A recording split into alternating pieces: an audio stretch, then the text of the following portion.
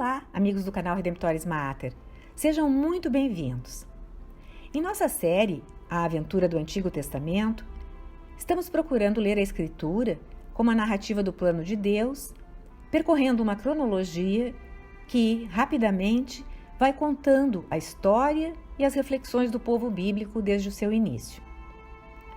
No último episódio, estivemos meditando sobre o livro de Jó, que faz parte da literatura sapiencial bíblica. Vimos um resumo da narrativa e dos diálogos presentes no drama de Jó, e como Jó permanece fiel a Deus, apesar de lhe serem retirados todos os benefícios que tinha.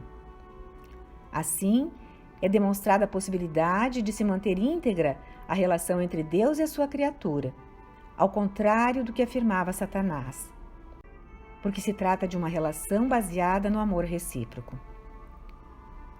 O livro de Jó coloca a quem o lê uma outra questão, de cunho teológico, que se traduz num problema que tem sido sempre objeto de reflexão pelo ser humano. Se Deus é tanto bom como todo-poderoso, por que o mal atinge as pessoas boas, retas e justas? Na sua visão, o autor sagrado provê 4 respostas para esta questão. Em primeiro lugar, ensina que o sofrimento não é uma punição direta do pecado do homem. Enquanto os amigos de Jó insistem em que ele confesse os pecados escondidos, Jó rejeita claramente essa teologia da retribuição. Nega ter cometido esses pecados e recusa a resposta simplista de que o mal ocorre à pessoa que não é boa. Ao contrário, a experiência humana demonstra que os inocentes frequentemente sofrem, e às vezes tragédias enormes. Podemos lembrar como exemplo o horror dos campos de concentração nazistas. Em segundo lugar, o livro também sugere que, muitas vezes, o sofrimento e a morte são causados pela atividade dos espíritos do mal, das forças de Satanás, e não porque Deus os enviasse como punição pelos pecados cometidos. Aqui entra aquela distinção feita mais tarde entre as duas vontades de Deus, a vontade ativa e a vontade permissiva. Ou seja, aquilo que Deus quer, e Deus nunca quer o mal, e o fato de permitir que aconteça. O próprio livro de Jó testemunha que Satanás só pôde atingir Jó sob a permissão divina. Em terceiro lugar, Jó mostra que o sofrimento testa a fé dos seres humanos, fortalece a sua santidade e os guia a um amor altruísta e puro, de alguém que sai de si mesmo e continua fazendo o bem. Em quarto lugar, o livro termina com a conclusão de que os seres humanos não têm capacidade de avaliar a justiça de Deus. Na primeira conversa de Deus com Jó, Deus lhe põe questões sobre a criação, o governo e a subsistência do universo, com a intenção de demonstrar que Jó não tem nem a sabedoria, nem o poder para criar e governar o cosmos, como só Deus pode fazer. Aparentemente, parecia estar apenas levando Jó a admirar-se com a grandeza de tudo isso. Mas aprofundando a reflexão, pode-se ver que essas perguntas postas a Jó são uma resposta à sua reclamação sobre a justiça de Deus.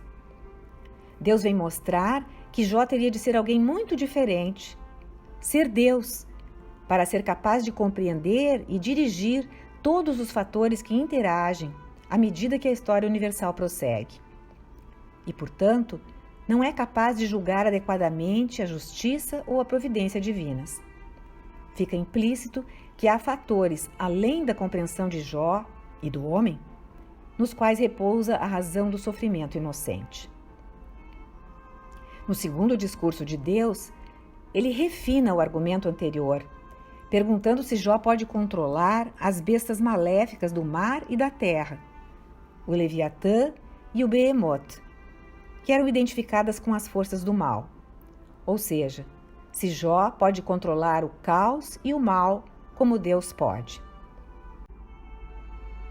Dependendo do seu posicionamento de confiança ou desconfiança em relação a Deus, o leitor ficará ou não satisfeito com as respostas do livro. Aí Jó reconhece que se manifestou sobre coisas que não entende nem conhece, julgando a justiça de Deus. Portanto, Jó adota a postura da confiança, como se vê no capítulo 42, no epílogo, na sua resposta final. Reconheço que tudo podes e que nenhum dos teus desígnios fica frustrado. Sou aquele que denegriu teus desígnios com palavras sem sentido. Falei de coisas que não entendia, de maravilhas que me ultrapassam. Conhecia-te só de ouvido, mas agora viram-te meus olhos. Por isso retrato-me e faço penitência no pó e na cinza. O fato de Jó ter feito a sua defesa a Deus quando este lhe aparece, e não somente depois de ter restaurado os bens temporais, a família, etc., é muito significativo, pois revela que a dificuldade central de Jó, durante todo esse período de sofrimento, é a sua experiência de afastamento, de alienação de Deus, muito mais do que as perdas que ele teve. Essa experiência de ter sido abandonado é que faz ecoar o seu mais profundo desejo pela visão de Deus e a comunhão com Ele. De qualquer forma, as perguntas sobre o problema do mal só virão a ser respondidas efetivamente através do sofrimento, paixão, morte e ressurreição de Jesus Cristo. Porque Jó é uma prefiguração do Cristo. Assim como Jó foi tentado pelo mal 3 vezes, Jesus é tentado 3 vezes por Satanás. Jesus colocou de lado todas as riquezas divinas por amor ao homem, escolhendo a pobreza. Jó perdeu tudo o que possuía.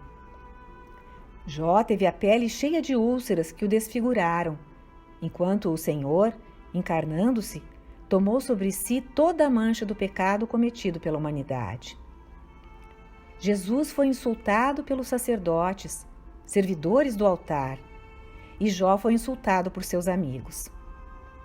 A restauração da saúde e dos bens de Jó prefigura a ressurreição de Cristo. Ressurreição que obteve a saúde espiritual e a vida eterna a todos os que crerem nele. Como vemos, não há uma correspondência entre a gravidade dos pecados da pessoa e a aparente gravidade dos sofrimentos temporais, pois Jesus sofreu terrivelmente, embora sendo inocente e jamais tendo pecado.